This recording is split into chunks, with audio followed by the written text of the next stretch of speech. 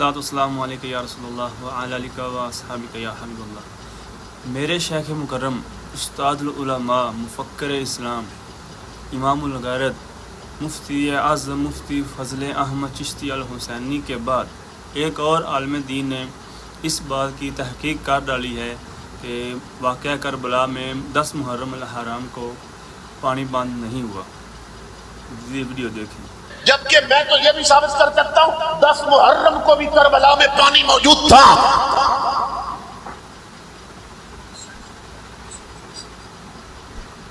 ان کی کتابوں میں بھی ہے، ہماری کتابوں میں بھی، مگر یہ بیان نہیں کریں گے، کیوں؟ پھر رونا ختم ہو جائے۔ 10 محرم کو پانی موجود تھا۔ امام حسین جمعہ کا دن تھا، امام حسین نے بھی غسل کیا، ان کے ساتھیوں نے بھی غسل کیا۔ اگر یہ بیان کیا جائے تو یہ جو دوڑے گھڑے ہوئے ہیں سارے، یہ تو سارا کلام ہی مر جائے گا ان کا۔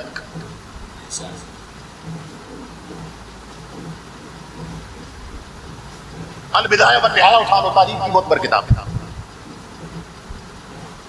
ان کی کتابیں اٹھا لو، میں نے نشان لگا رکھے ہیں۔ تو سنا آپ لوگوں نے کہ 10 محرم الحرام کو امام حسین رضی اللہ تعالی عنہ سرکار نے غسل فرمایا اور آپ کے ساتھیوں نے بھی غسل فرمایا۔